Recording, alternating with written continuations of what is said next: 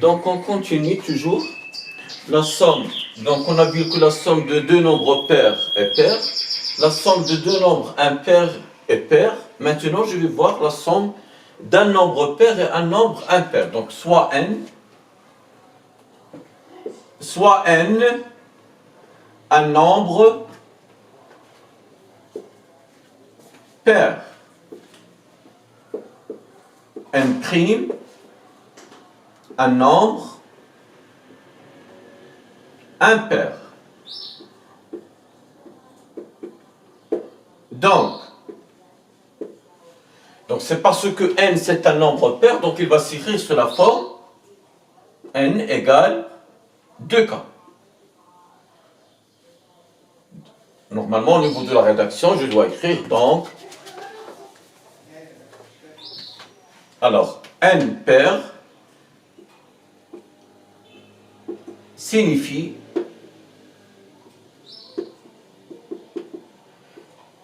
qu'il existe k appartient à n tel que n, elle est égale, voilà, n égale 2k. Alors, n' est impair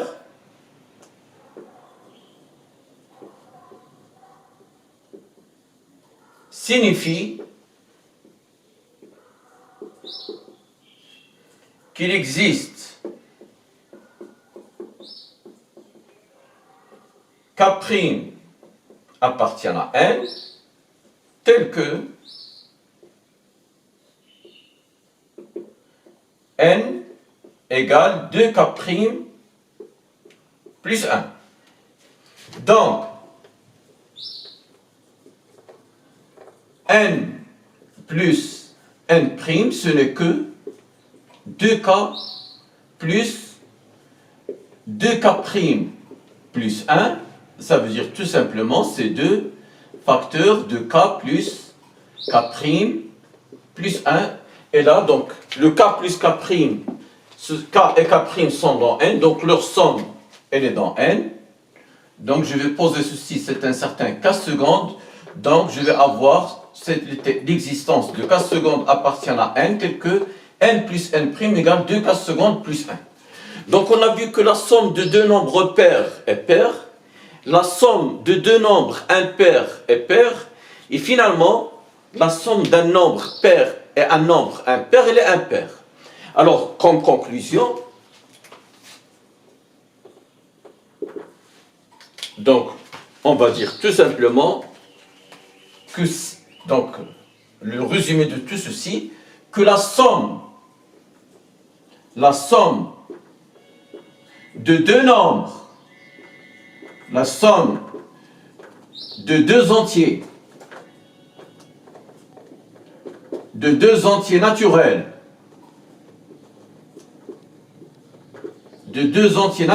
ayant la même parité, donc j'explique ceci, la même parité, ça veut dire que on dit que deux entiers, ou bien trois entiers, ou bien n entiers ont la même parité, ça veut dire que ces entiers sont tous pairs, ou bien sont tous impairs. Donc, ils ont la même parité. Donc, on a vu que la somme de deux nombres pairs est paire, et la somme de deux nombres impairs est paire. Donc, ayant la même parité est paire. Cette somme est paire. Tandis que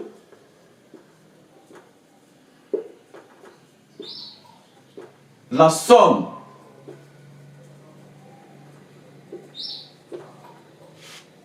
de deux nombres,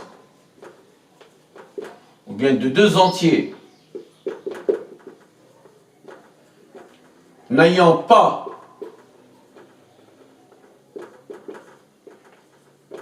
la même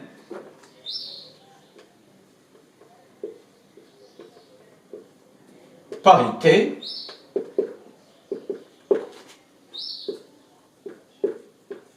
est un nombre impair. la même chose, donc la même chose pour la multiplication. Donc, là, on a vu au niveau de la somme. Maintenant, on va voir au niveau de la multiplication.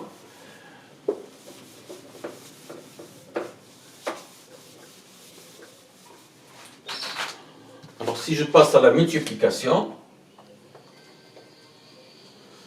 alors, si on... Bon, exemple. Par exemple, je prends deux nombres pairs, 2 fois 4 égale 8. Bon, 8 fois 5 égale 40. Et 7 fois 3 égale 21.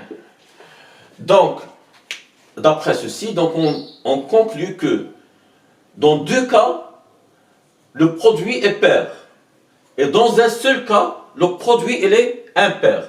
Donc si les deux nombres, les deux entiers sont pairs, alors leur produit est pair. Si l'un des facteurs du produit est pair, alors le produit est pair. Le produit n'est impair que dans un seul cas, que si les deux nombres sont impairs.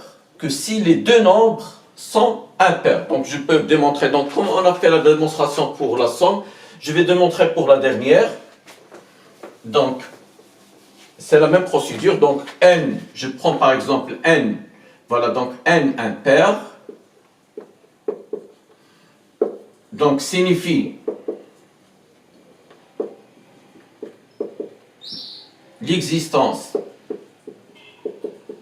il existe K appartient à n tel que n égale 2k plus 1. Alors n' impair, donc signifie que tout simplement qu'il existe, d'accord? Donc il existe K appartient à n tel que n égale 2k' plus 1. Je vais voir le produit n fois n', ce n'est que 2k plus 1 facteur de 2k' plus 1. Donc ça fait, en faisant la distributivité de la loi multiplicative par rapport à l'addition, donc 2 fois 2 ça fait 4k plus 2k plus 2k' plus 1. Donc ceci je peux l'écrire, c'est tout simplement 2 facteurs de 2k'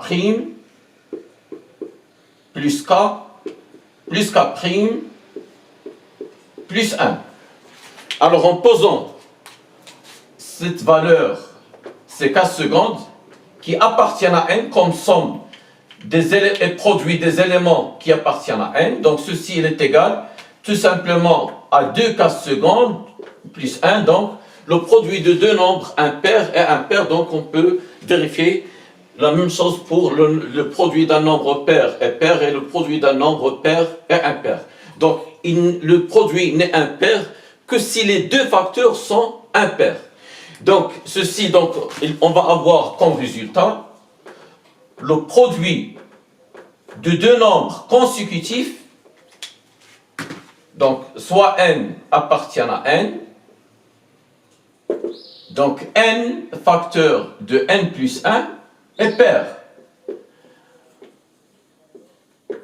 Donc en faisant la disjonction du cas, donc si n est pair, donc c'est terminé parce que le premier est pair, le second elle est impair. Si n elle est impair, le n plus 1 sera pair, donc on est dans le cas où l'un des facteurs est pair, donc le produit est pair. Voilà. Donc c'est tout ce qui concerne la parité. Maintenant on va voir les multiples, grand 3, les multiples et les diviseurs.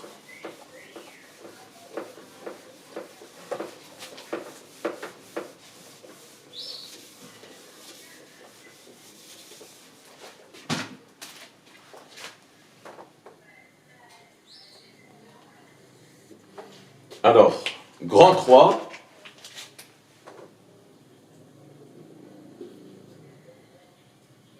les multiples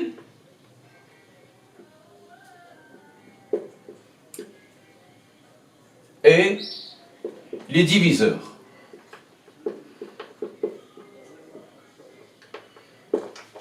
Bon, par exemple, alors je considère par exemple les multiples du nombre 2. D'accord? Les multiples du nombre 2. Donc, les multiples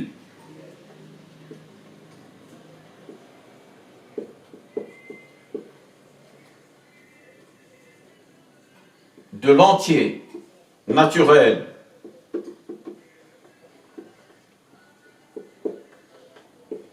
de 100.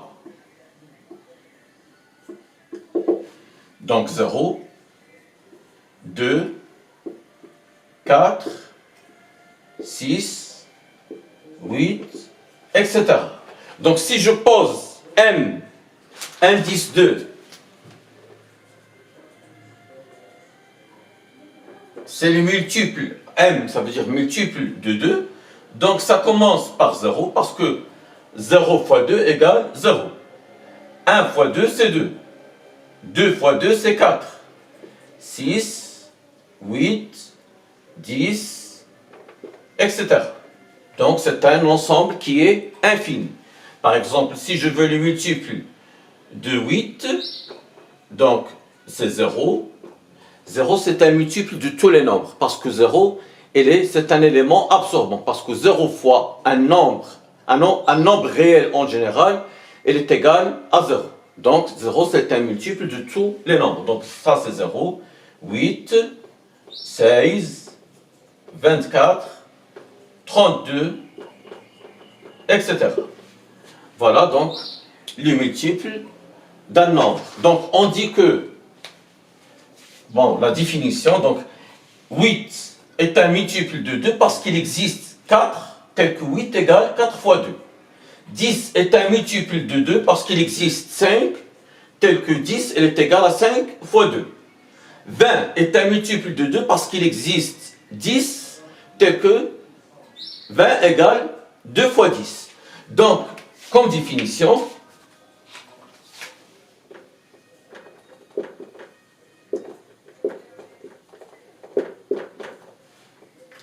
alors on dit que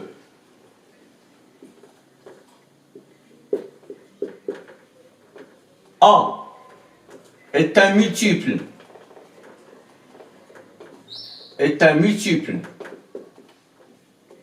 de P,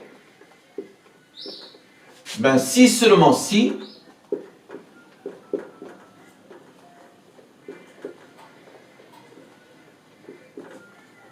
il existe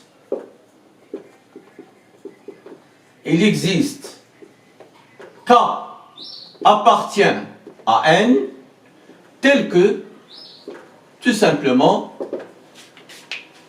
A égale K que multiplie P. Voilà. Donc 8 est un multiple de 2 parce qu'il existe 4 tel que 8 égale 4 fois 2. Voilà, donc c'est la définition des multiples d'un entier naturel. Alors maintenant, on va traiter les diviseurs. Alors,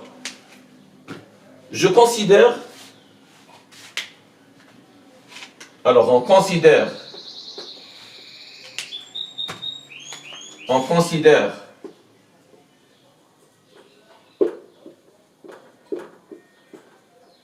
le nombre 12, donc les diviseurs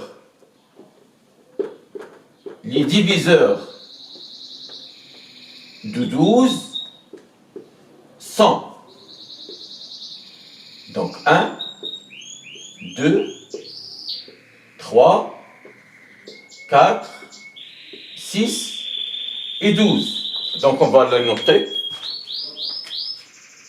T indice 12, elle est égale à 1, 2, 3, 4, 6, 12.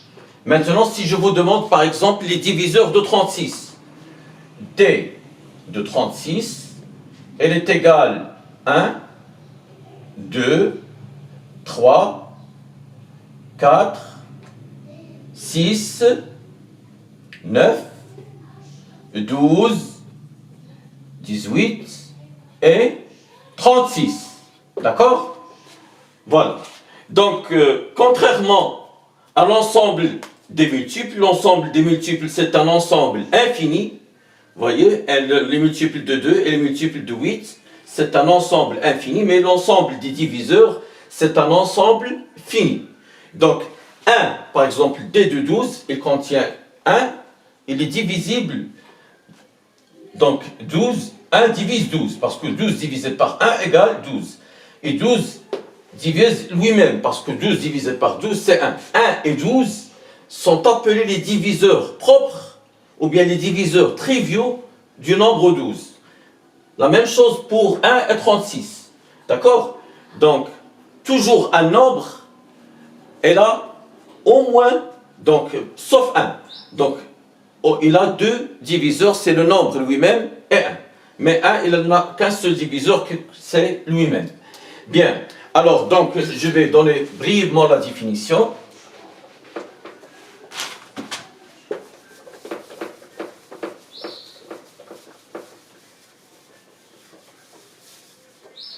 Alors, la définition. Donc, on dit que A est un diviseur. Par exemple, 3, c'est un diviseur de 12. Est un diviseur de B. Ben, si seulement si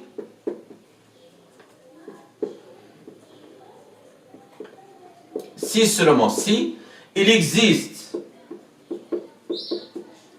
K appartient à N tel que P, elle est égale à K fois A. Donc, 3 est un diviseur de 12 parce qu'il existe 4 tel que 12, elle est égale à 4 fois 3. Elle est égale à 4 fois A. Voilà. Donc, on a donné deux exemples, les diviseurs de 12 et les diviseurs de 36. Donc, je peux même ajouter un autre exemple, un dernier exemple, les diviseurs de 24, elle est égale, donc il y a 1, 2, 3, 4, 6, 8, 12 et finalement 24. Voilà. Alors maintenant, on va traiter donc le dernier paragraphe de la partie 1, donc c'est les nombres premiers. Donc les nombres premiers, donc, alors, grand 4, alors grand 4, les nombres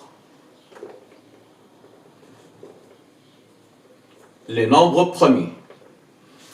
Alors, les nombres premiers, donc, on dit que P, donc la définition, si je considère, bon, on va considérer ces éléments-là, donc on considère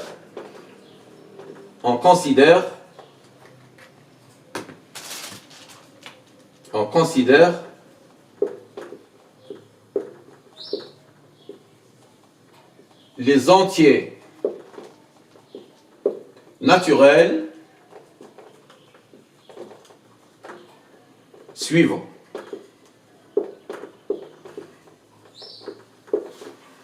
Alors, 2, 3, 5, 7, 11, 13, 23. Bon, donc, bon, ça y est. Donc, alors, les diviseurs de 2. D de 2, elle est égale 1 et 2. Donc, les diviseurs de 3, ce n'est que 1 et 3. Les diviseurs de 5, ce n'est que 1, parce que 5 divisé par 1, c'est 5, et 5 divisé par 5, c'est 1.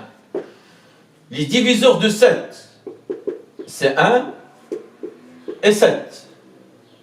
Les diviseurs de 11, ce n'est que 1 et 11. Les diviseurs de 13, 1 et 13. Les diviseurs de 17, ou bien de 23, ce n'est que 1 et 23. Donc, ce qui est commun entre tous ces entiers naturels, c'est qu'ils ont deux diviseurs, eux-mêmes et 1. Les diviseurs de 2, c'est lui-même et 1. Les diviseurs de 3, c'est 3 et 1. Donc, je dis qu'un nombre est premier, P est premier, c'est la définition.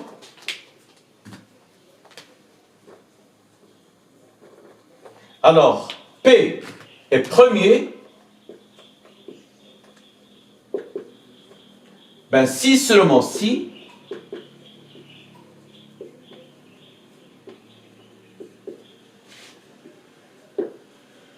P admet exactement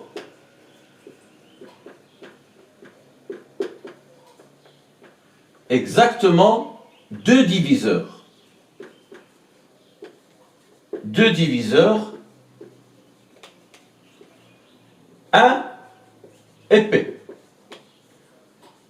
Les diviseurs de P, ça veut dire, c'est 1, si D, c'est D indice P, c'est l'ensemble des diviseurs de P, donc, lorsque je trouve uniquement deux diviseurs 1 et P, je dis que P est premier.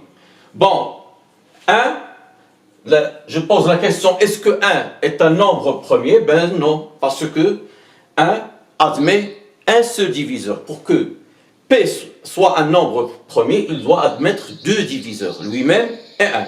1 n'est pas premier. Une autre remarque, c'est que tout simplement le seul nombre premier et pair, c'est 2.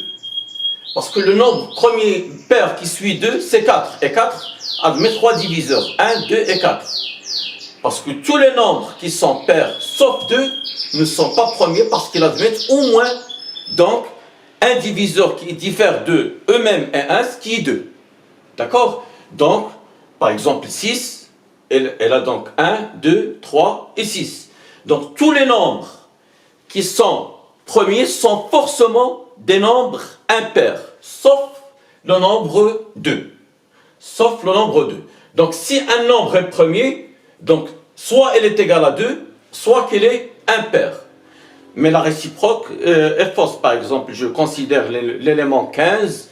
15, elle est impaire, mais il n'est pas premier parce que les diviseurs de 15, c'est 1, 3, 5 et 15. Et voilà donc la partie 1 de cette leçon, l'ensemble des entiers naturels et l'arithmétique dans N.